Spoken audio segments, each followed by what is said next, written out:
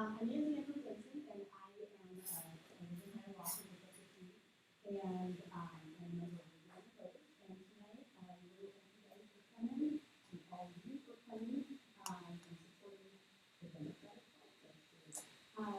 We have your two candidates, we have one additional candidate who has a problem with personal reasons that she is on the ballot still. So we have a sample ballot in there, if you're wondering, you can go online and look up the sample ballot and you can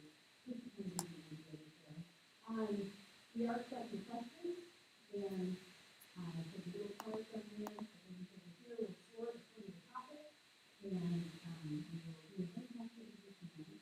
Our time here will work on some things, and then I'll go over that in a second. So, one thing I want to make sure, the cameras in the back, is still video, and then you can stream this live. You can get this to our lead site, but it's probably going to be better at YouTube and put in video and others. Last Tuesday, we also had a candidate from Super Rapids, and we had a school board representative, and we wrote that is on our ballot. So if you're interested in listening to the school board members, you can also go on and look for Super Rapids and and that will have that to you. So the people who go in and answer questions, and we appreciate you coming, and we'll hear about the candidates.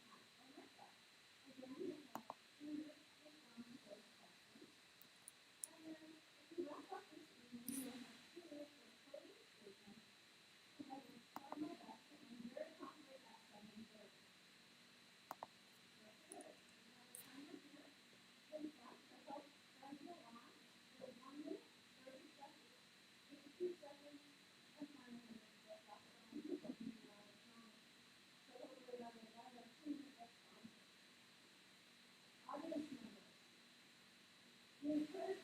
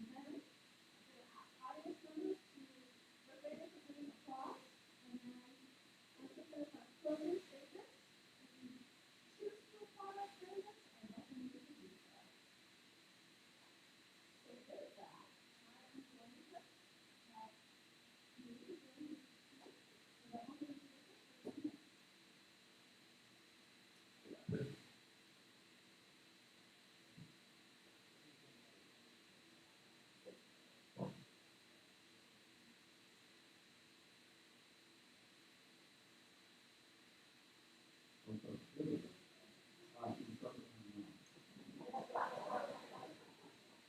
Steve Dodson. I'm currently on the city council. This is my first four-year term. I'm married to Deb for over 35 years. We have 5 kids, 8 grandchildren. We lived in the same house on Creekside Drive in Oak Creek for 22 years. We raised 2 of our daughters here. Graduated from Emmons University and University School of Radio Technology.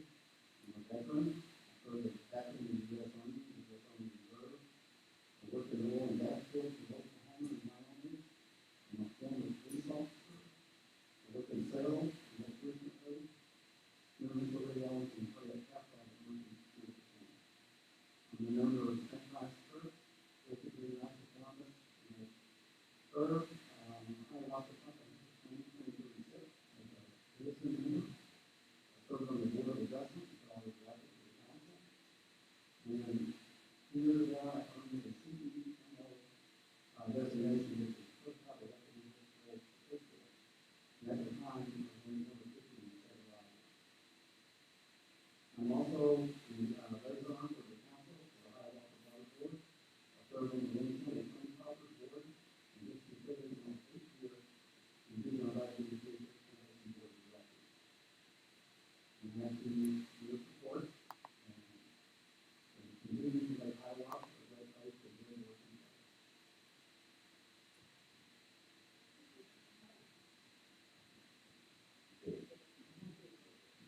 play. I'm Jeff Taylor. Three kids live in Hiawatha. We moved here in 2015 and the city family part time basis is home to me my full time job is working as a PA in St. Louis Department here in Cedar Rapids. Now we have 3 kids, 22, 19, and 16. 2 that we moved to Iowa University, and my youngest is a junior at Xavier. We've been in Linn County for a long time, 27 years, and it's like we took 19 years. Majority area of Hiawatha and very interested in the development of the community and recently being interested in some of the happenings in Colorado. And with the idea to get involved and try to make a difference and see what direction the town can do. So start out and take it back to now. Ask you to relate.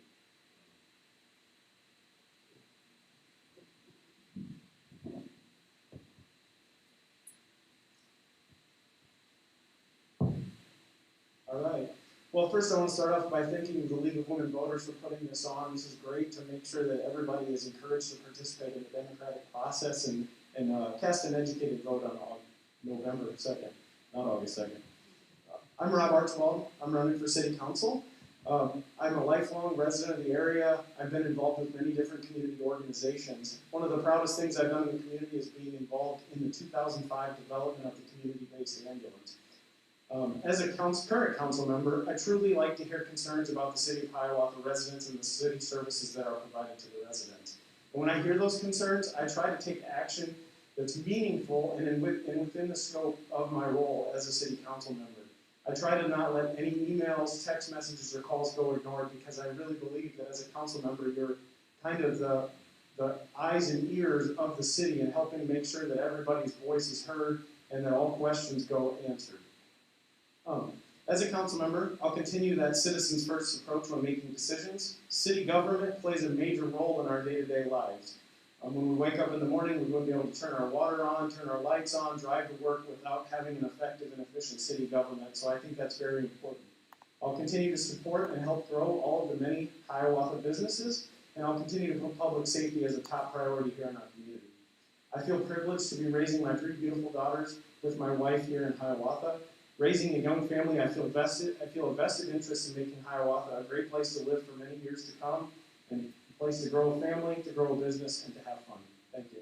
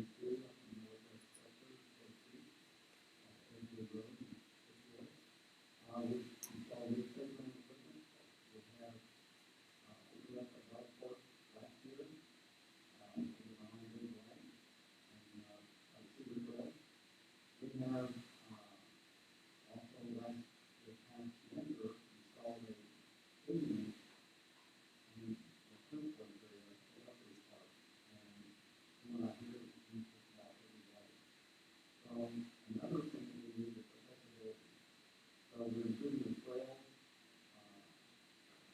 throughout the city. Even with the night remediation project, anything, the trail things there. Also, we just completed the expansion of the library, and we have a great turnout for the open house we had for that, and it's one of the busiest libraries in the area. So we have a lot going on in the city, and we continue to see that project and accessibility for every time. And people are really excited.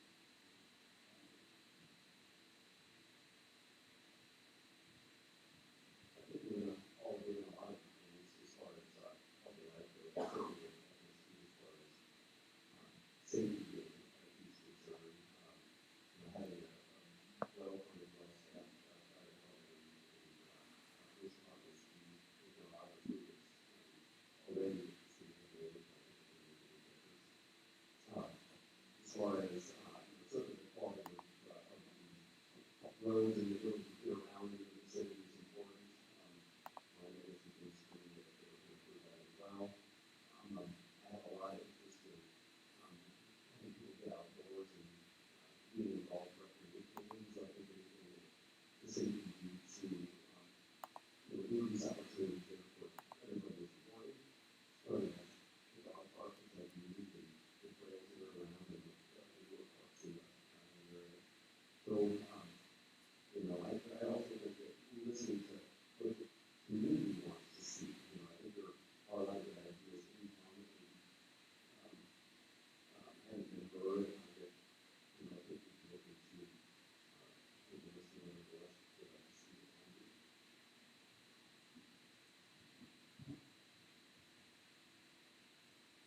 Yeah, so like Steve said, Steve and Jeff both said we're going to agree on a lot of things here, but quality of life means different things to different people, and really it's getting out and talking to people and seeing what needs to be improved for that quality of life. And one of the big things the city does is provide safety, public safety, police, fire. That's providing roadways that are safe, getting rid of potholes. That's always a big thing. The city doesn't have potholes. Here in Hiawatha, we don't have potholes.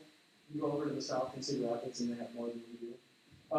But yeah, I think that's very important. The other thing is making sure that city services continue to meet the needs as we continue to grow. And one of the projects that was just completed was the above ground storage tank out at the north end of town. And a lot of people don't think about that as something that the city does, is providing water, but that's very important. And as the city continues to grow, we need to make sure that infrastructure matches that growth. And the council members and the mayors before me have done a great job, and I want to continue to make sure that we do that. And obviously the parks that were mentioned, those are great. The trail lighting that we've added at Clark Park and over at Tucker Park, those are both great parks with great features to get out and spend some quality time outside. And then the last thing that the city's done is the library. That's kind of the hidden gem of the city. As you drive down Center Point Road, a lot of people don't know that's there, and that provides a lot of quality of life services to the citizens of Hiawatha. And a lot of people think that a library is just full of books, and that's not true. The library is one of the gems of the city, and provides a lot of the quality of life issues, and I will continue to support that.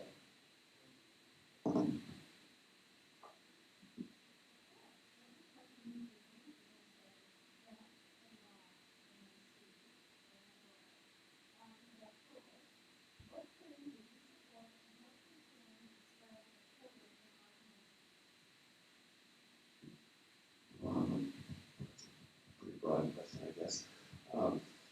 Anything that encourages vaccination certainly is a huge issue. I think that's where, at least the state of Iowa, I don't know the statistics as far as vaccination rates in Linn County are. I would guess that they're probably not quite as good as Johnson, but better than a lot of other areas in the state. Rural areas tend to lag in that way. So anything that would support increasing vaccination, I certainly would support. Making sure that underserved communities have access, I certainly would support. I have a lot of experience, obviously, in this topic as far as my day-to-day life. We've seen a lot of unfortunate circumstances where people have lost family members, and that's hard. So, yeah, I guess that's more of a vaccination issue.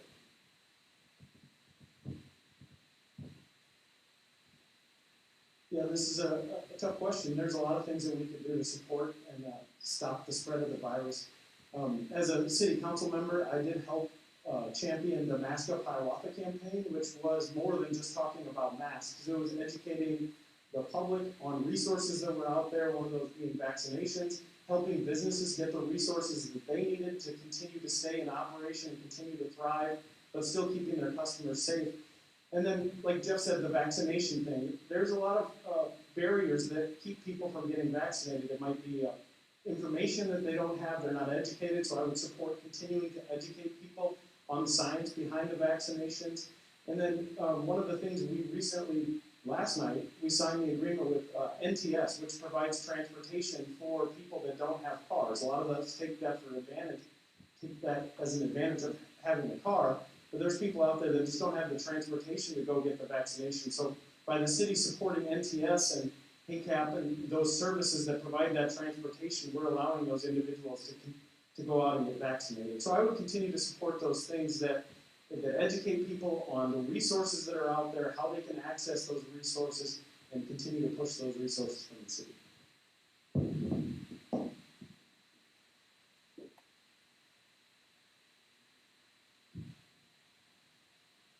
Not to sound like a broken record, but in the time from the medical field, I know the importance. I still have a lot of friends that still work in front lines every day. Many in the hospital setting, and also more fire and police department. So the vaccination is a great plus for everybody to get vaccinated. And that's why I was talking about transportation. The vaccination gives money for ADS to help get those people to get vaccinated. I'm not fully in favor of mass mandates or vaccination mandates per se, but I believe that in order to stop COVID, we're going to have to be vaccinated. And we're going to have to wear masks wherever possible. I can say myself, even though, you know what, they're vaccinated for a booster shot. So, that will help reduce the spread of COVID, and hopefully that, you know, with government approval for vaccination for children from ages 5 to 11, that will help. I know I have a daughter that's been vaccinated. She's 2 teacher. She had contracted COVID about 6 weeks ago, and like no one was doing. So, we need to do something to get kids vaccinated and then mask and mask.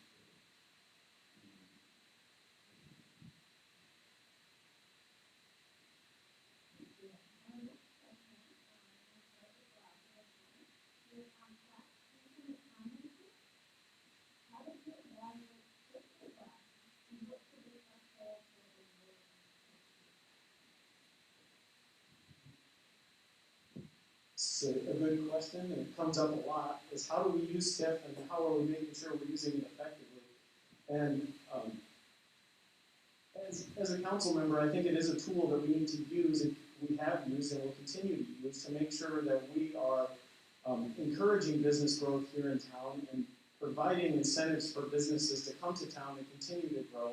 And one of the things when I am involved in TIF decisions is, how is it going to improve the community? What's it going to bring to the community? How many jobs are going to come to the community? That's the important thing for me when I look at those TIF requests is, how is it going to benefit the community? How are those jobs? What are those jobs? Are they good, high-paying, quality jobs? And that's the thing that we need to continue to look at, is not just TIFing businesses to get them here, but making sure when we do provide those TIF requests or those TIF incentives, that we are providing them to businesses that are going to increase the quality of life and bring those jobs and bring people here to town and make Hiawatha a great place.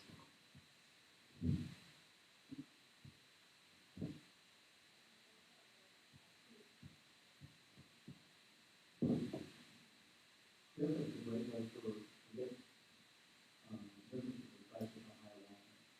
And we look at each plan that they come in and all the requests for the TIF. And we have to make a decision what is fair, not only to the city and the citizens, but also to the businesses that they want to use.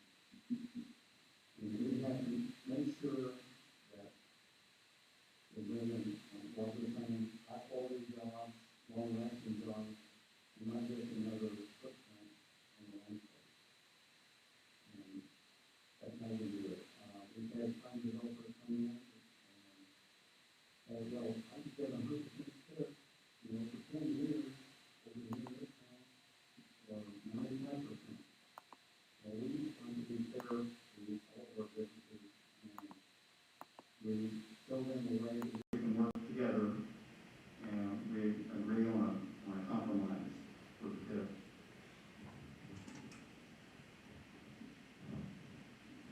someone who's not served on the city council, I'm at a bit of a disadvantage as far as knowing much about specifics and things that have happened in the past, though I certainly would echo both of these gentlemen in regard to decisions about when to give tax breaks. Certainly things that enhance the lives of Hiawathans would be the most important thing. I agree, I don't think that simply bringing in a business or bodies is necessarily the only requirement. It would need to be something that really made a difference, bring in local jobs, bring money into the community, add, entertainment or lifestyle advantages to Hiawathans.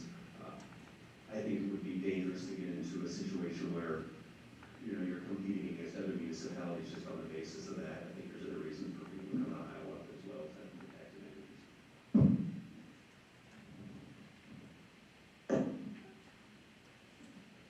Okay, our next question is about sustainable development.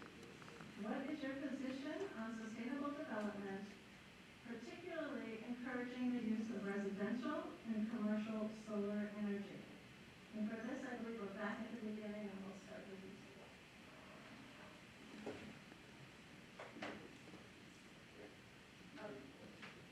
Certainly.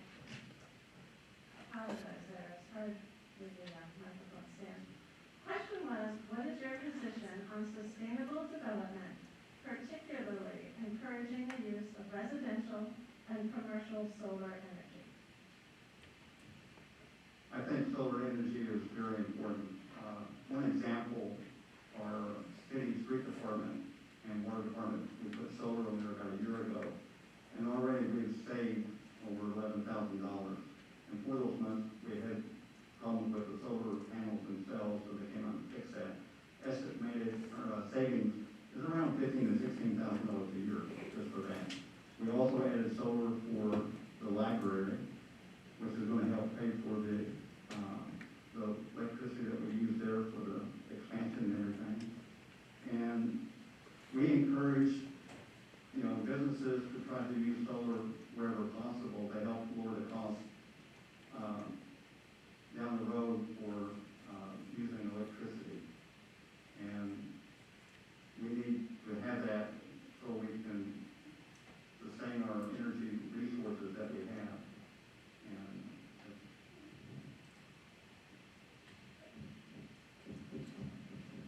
Certainly for the long-term viability of the environment, I certainly would support anything that encourages sustainable practices, whether that be solar energy or proper use of rainwater, encouraging runoff systems that don't necessarily put all the water into the sewer. I think sustainable building practices in particular need to be economically viable as well, and whether that means a relatively short return on investment or tax advantages that encourage that. Right now, to some extent, in certain industries, the cost advantages aren't necessarily there. So hopefully, with the economics of mass building and mass involvement, that things will get better. But yeah, certainly, if all things are equal, we definitely should look at sustainable methods. Yeah, as we continue to grow as a community, we obviously have to look at how are we growing in a sustainable manner, and solar is a big part of that. Any new city building that we've put up, we have looked at solar panels and current existing city panels. We've evaluated those. The library, the public workshop, those are great examples of where we have been able to put those solar panels up.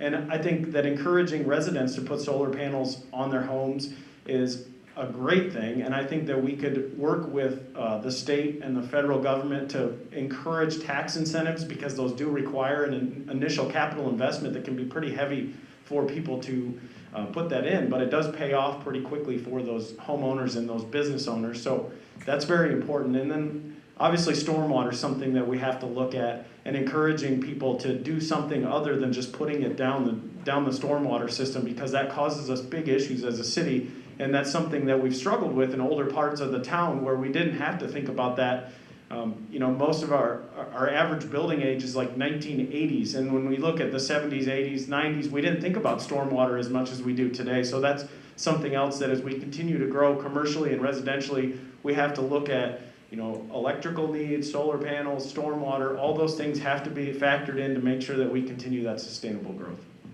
Okay, our next question will begin with Jeff, and it is about expansion.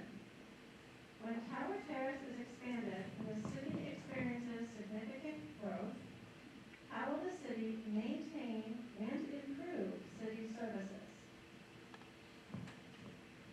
I think there's already been quite a bit of work done in that area to make sure, in anticipation of the growth that we were going to see. I think it sounds like in listening to some of the meetings in the past that the council has been, and the city in general, has been fairly forward-looking in anticipation of where the growth is going to come from. So I suspect, again, being somewhat limited on involvement, but I suspect that there's not a whole lot that needs to be done infrastructure-wise to anticipate those things. I guess my biggest concern about the growth out there would simply come down to the traffic, and as far as how is that going to be handled once the businesses and things move in that way. But I am encouraged. I think it'll be a phenomenal thing to see the traffic that can move back and forth between Marion and Hiawatha and bring in some people to the local businesses and residentially that maybe wouldn't have been as easily accessible. So I think the Tower Terrace thoroughfare, if you want to call it, that's going to be phenomenal, let alone Rob informed me not long ago that there's going to be some recreational trails involved along that area as well that'll connect some of that. So that's exciting stuff.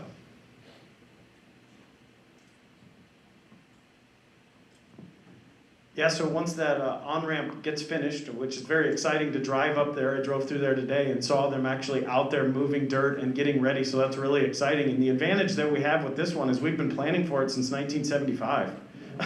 So the city staff has done a great job of looking outward and forward, and the citizens put together the 2036 comprehensive plan, which kind of drives how the city wants to develop. And with that kind of vision and drive came the evaluation of the infrastructure to make sure that the infrastructure is there, in place, ready to go as that development comes. And obviously, we'll have to continue to plan to make sure we stay on top of it. But that planning has done a great job of making sure that we have the necessary water up there, that utilities are connecting up there. Obviously, we're going to have to look at plowing the streets. That's something that I'm proud of the city. The snow removal, we do an excellent job here in town. We'll have to make sure that we work with the streets department so that they can continue to provide that top level of service as we continue to grow those roads out in that direction. And then it's important that we not forget about the other parts of town and not let that new shiny object, the new growth, take away from the older parts of town, and making sure their infrastructure is adequate to meet their needs as well as we continue to grow. We're going to see a lot of growth and progress with the new interchange coming in at Tower Terrace and I-380. Like Bob said, I go out there just about every day, just to watch the dirt move. And it's a very exciting thing to see.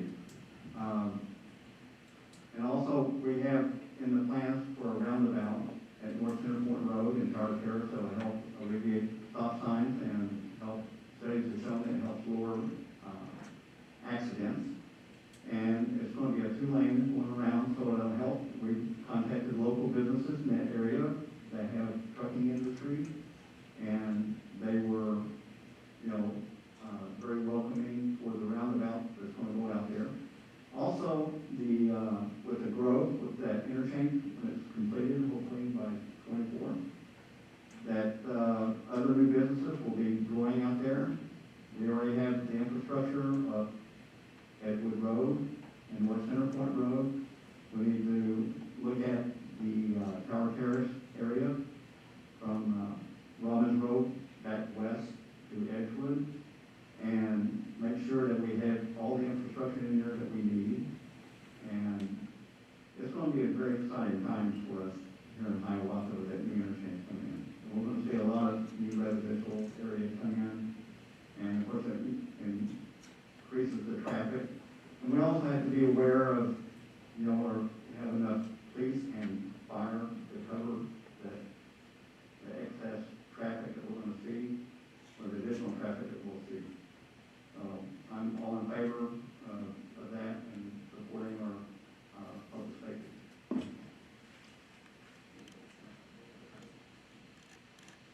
Okay, our next question goes to Rob, and to start, and that would be about affordable housing. What are your plans to address the need for affordable housing in Hiawatha? So housing is really important in Hiawatha right now. You look at the census growth from 2010 to 2020, and it was pretty small growth. And I think a big part of that is we don't have houses for people to move into. We don't have rental units for people to move in. Everything in town here is pretty much filled up. If a house comes on the market, it gets bought very, very quickly, especially in the current market. So I think that continuing a focus on affordable housing, and that doesn't mean just new homes, that means multifamily, that means looking at the community as a whole and figuring out what people need is very important. And I think the city has done a great job the last couple of years. We do have a new development that's coming out off of Edgewood Road, just north of that Tower Terrace interchange that's coming. They just broke ground on a multifamily unit just north of the Legion on Robbins Road. So continuing to focus on that, and then continuing to provide incentives that are smart financially for the city, for developers, to incentivize developers for coming to town is something that's very important. By 2024, we'll need like an additional 346 housing units here in town, and that's a study that we just did in 2018 because we knew that was going to be an issue. So just continuing to focus on that study and continuing to add those units and incentivize those developers to come to town is something that's very important.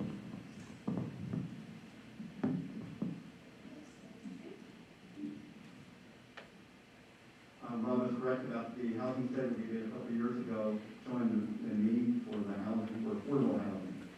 And that means we need to be looking at healthy neighborhoods. And what is a healthy neighborhood?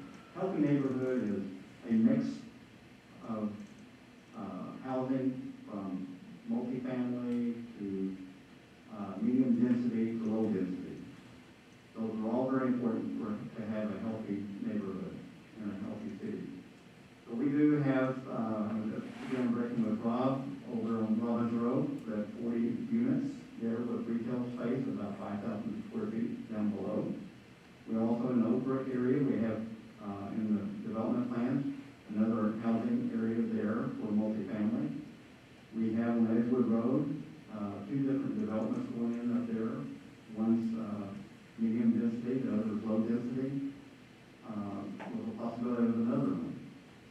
So we need to have a lot of affordable housing especially for those young professionals and two-income families with young kids that, they don't make, combined income of, $50,000, $60,000 a year. They can't afford some of these $300,000 or $500,000 up homes. So we need to have some more of those homes. And like Rob said earlier, if you take a look around, anything in that price range for those young families goes on the market, it's sold either by word of mouth or within just a few days. So it's very important that we can do that. And some of these people are not moving out of those houses. They stay there until they die, and then it goes to their heirs, and then they move in. So that's it.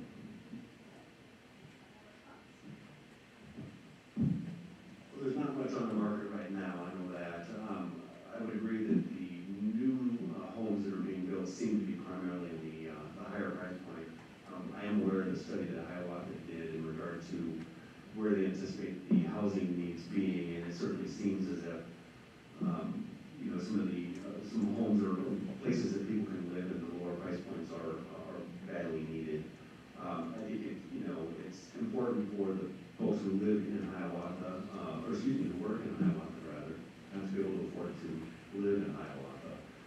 Whether that be people in the retail businesses, whether that's police and fire, and I think everybody would agree they're largely underpaid as it is. And so making housing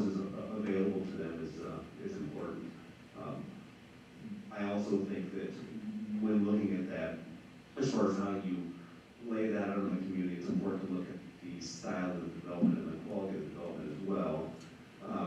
I would do all I could to encourage infill as well where possible, taking existing lots within town and providing significant incentives for people to come in and provide affordable housing, whether that be senior or apartments, and using the space efficiently, whether that be multi-level residences.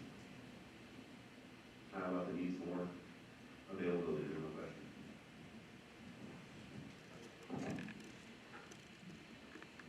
Okay, our next question, we're going to start with you, Steve, is about the derecho emergency planning. How would you rate the city's 2021 response to derecho?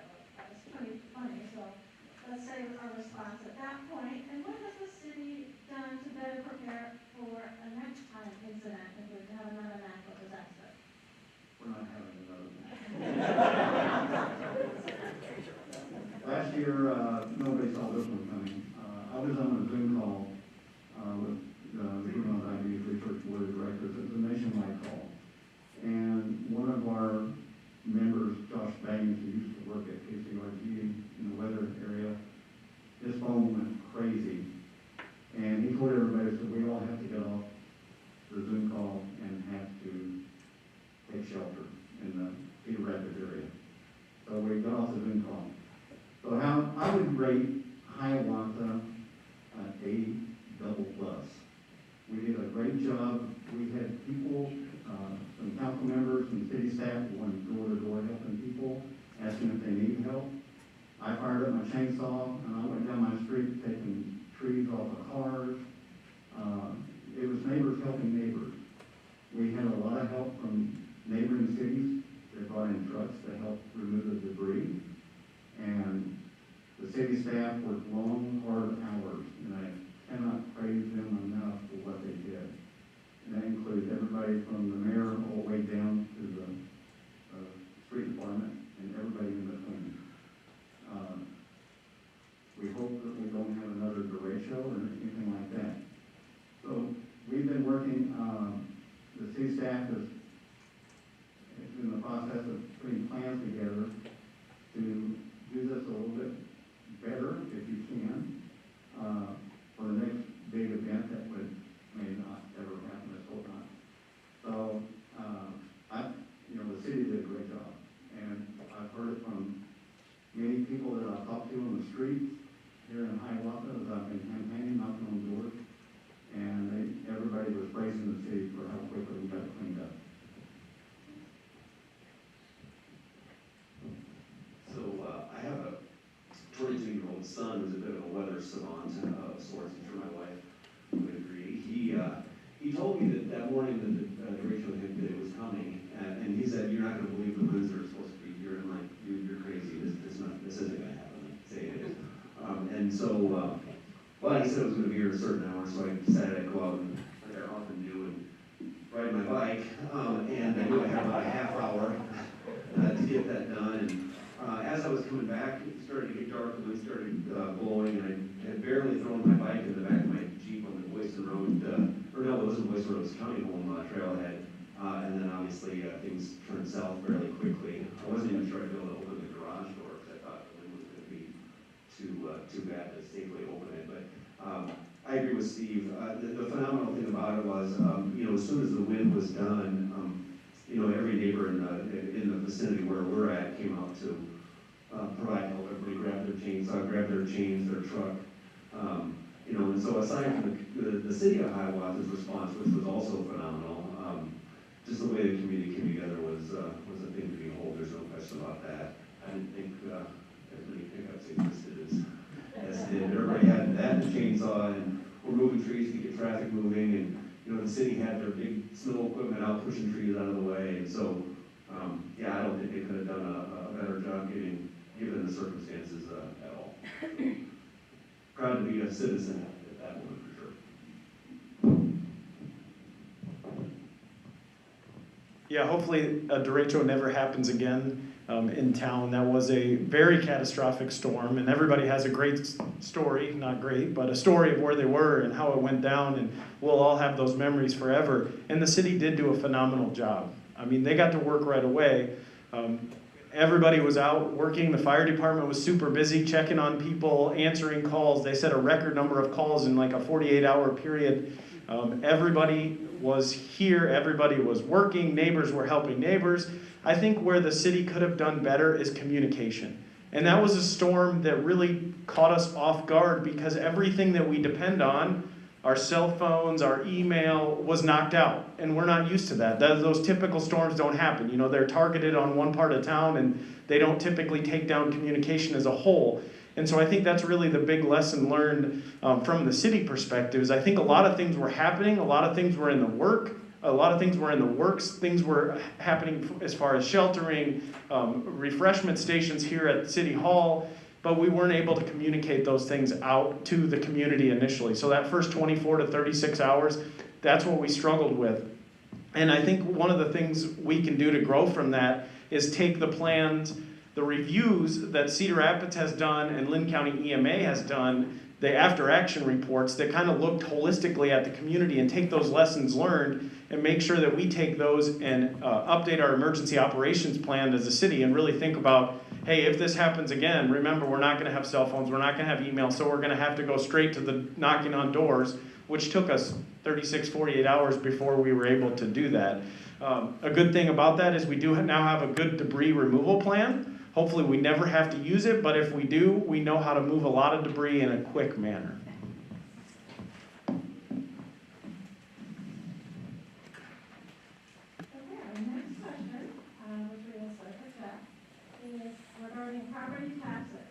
So should Hiawatha lower its property tax rate? Well, certainly I would prefer my own personal budget that they did, but I don't know that that's feasible. I'm sure that the, you know, again, I'm not privy to the budget and so forth. I do know that Hiawatha runs a very tight budget and they run it well. And so, you know, I would want to be clearly mindful of how tax dollars are spent, that people do pay in property tax. You know, I know the state is looking at some property tax relief as well, and I would encourage that. So that would kind of offload some of the budgetary constraints that the municipalities have. But sure, if it's reasonable and feasible, you know, I think everybody would be for lower taxes. I don't think that they're extraordinarily high in general, but you know, nobody likes it. It's just one of those unfortunate things. And if there's ways to make things work, I would be for that certainly.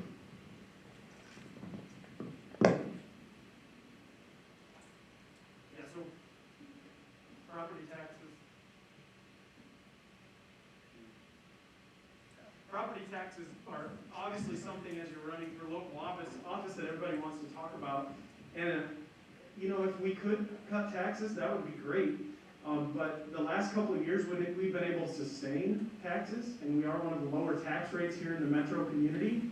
And it's really important to not only look at the tax dollars, but look at the services that we provide, making sure that the services that we provide match what is needed, and if people are happy with the services are efficient, and that should be kind of the measure of the taxes. Obviously, we can go through the budget line by line and making sure that we're spending money in smart places, but anytime you cut tax dollars, you're cutting potentially a service, and so that's something that we need to think about when we're talking about cutting property taxes. I want to maintain property taxes at a sustainable level, make sure that we don't have rapid increase over a short time period, but continuing to make sure that we do provide top-notch services. And as we know, as we continue to grow, we're going to have to add more services. That's going to be expanding our fire department, adding more police officers, adding more public works individuals as we grow, but making sure we do that in a manner that is fiscally responsible and making sure everything is planned and making sure if there's any issues,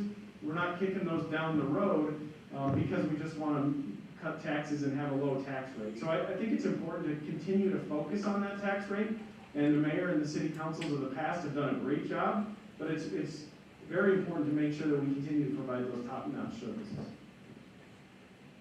Pass that down, right all the way down. It's all Is this working? I don't, I think it's the batteries, sorry about that. It's on there. I'd be proud to say that 3 of the last 4 years, we were able to lower our property tax levy here in Hiawatha, combating the increase in property values and also Linn County raising their taxes for Linn County without compromising any services. Having said that, as our city grows, our tax base will continue to grow. And having served on the investment committee for the city, we were able to maintain a 30% reserve, which means that we're very healthy, maintain Moody's A+ rating, and able to lower that property tax levy. We'd like to continue to do that if we can do it without compromising public services, like infrastructure, police, fire, and safety. I think we can do that in the future, but we'll just have to be very careful how we do it and make sure that we do not lose any of our safety or services that we want to maintain. Okay, we are 10 minutes left. I'm going to sneak one more question in before we do our closing statements. And this one, we'll start with Bob. And the topic is community involvement. How do you plan to involve residents in the decision-making processes at City Hall? Yeah, so community involvement is very important. Obviously, like I said numerous times tonight, local government is unique because it touches our lives on a daily basis. We wake up in the morning to turn the water on, to do what we need to do. We drive to work on our streets. So we should have good community involvement.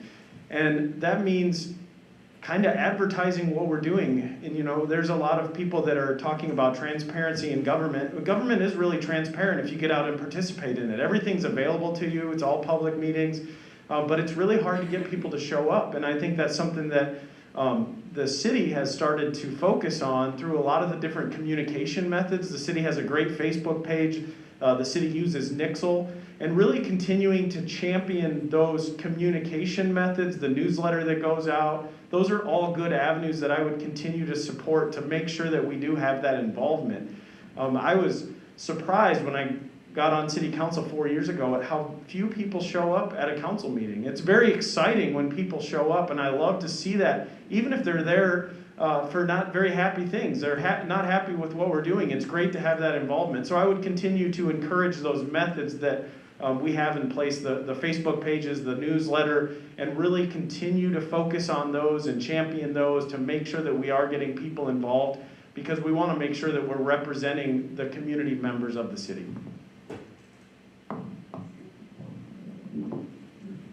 I agree with Bob. Communication is essential. We have to get the word out, and we do with the newsletter and the notices that we publish.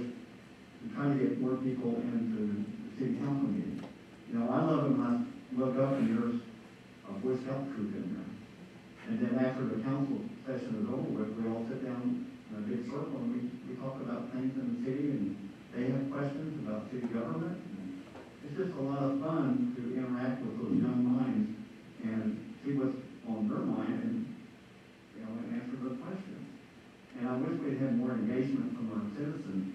It seems like the only time people come to City Hall is to complain about something or pay a bill, but they don't come to the council meetings until they have something on their mind that they want to get off their chest.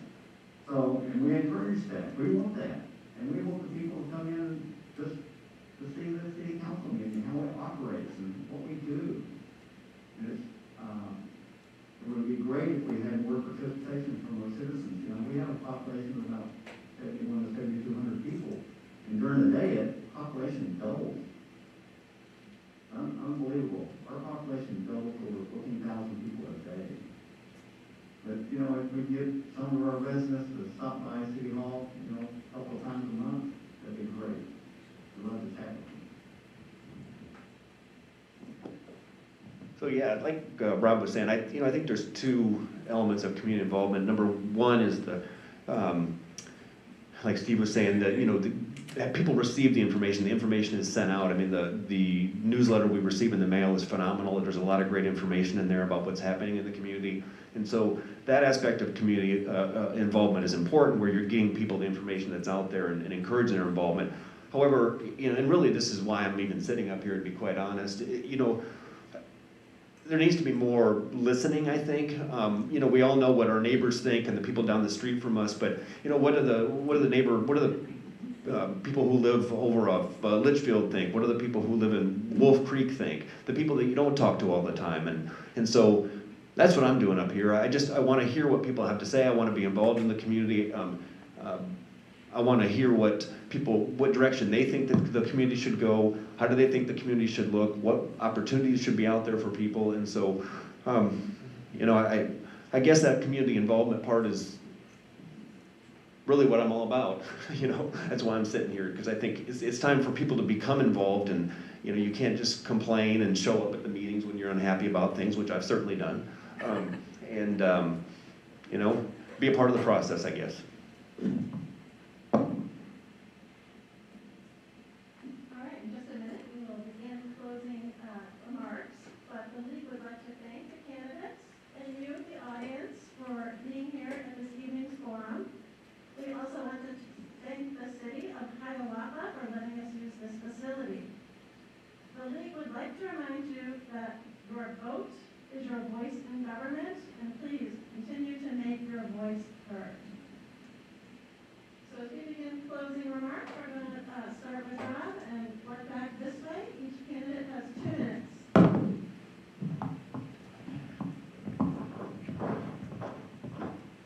Sorry, it was loose. So I'd just like to start off by, again, thanking the League of Women Voters for putting this great event on. Thanks everybody for coming. Thank you for asking the questions. The reason I'm up here is to listen to people and to be involved in the community. And anytime I get that interaction, I'm super excited. Open up my city email and see a message from somebody about something they're complaining about, or something they're excited about, or something they want more information on. And that's why I want to be on city council. I want to be able to be a representative of the community, be involved, and help make sure that everybody's voice is heard. Because like Jeff pointed out, sometimes we get so siloed in our own areas, we don't necessarily think about different points of view, and getting those different points of view is very crucial. So as a lifelong resident of the area, it's an honor to be up here. It's been an honor the last 4 years to represent the community. I am very thankful to be up here. I thank Steve and Jeff for also being involved in this process. And so when you go out and vote on November 2nd, I would appreciate you considering me. Again, I'd like to thank the League of Women Voters for putting this on. Obviously, we're all thankful for that. I'm thankful for everybody who turned out, which is a little bit more than I honestly expected. I'm glad to see that. I'd like to thank you all for giving me a chance to talk and tell you kind of what I'm interested in and what I'm about. I think you all kind of know where we're all sitting here. I guess I'm the non-incumbent here, and I think it's important for me to mention that I'm really not running against anybody. I'm simply running for a spot. The unfortunate problem with that is there's 2 spots for 3 people, which, I guess I'm glad for that. I'm glad that there's interest, and people are willing to serve, because I don't know, but I'm sure it's not paid or lowly paid, so there's no reason to do this for that reason, I don't think. I don't know, thanks for everybody listening, and I do ask for your vote, and I promise that I'll listen to what everybody has to say and the direction they'd like to see the community go. First of all, I'd like to thank the League of Women Voters for putting on this forum. It's a great way to get to know the candidates and answer your questions and stuff. So I've knocked on many doors in the last month and talked to well over 100 people in person. So I knocked on about 300 and something doors in the last 6 weeks in all parts of the city. And frankly, all of the people I've talked to love what the city has done in the last 4 years, in the last 8 years, and what the council is doing, and it wants to stay the course.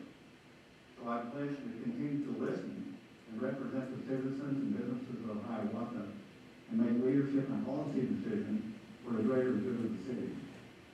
Now, Hiawatha has made a lot of progress in the last few years, and we've got so much more to do, and so much I'm looking forward to, and for our citizens and our businesses. And I want to continue to push for that progress that our council has started. And I would be honored to be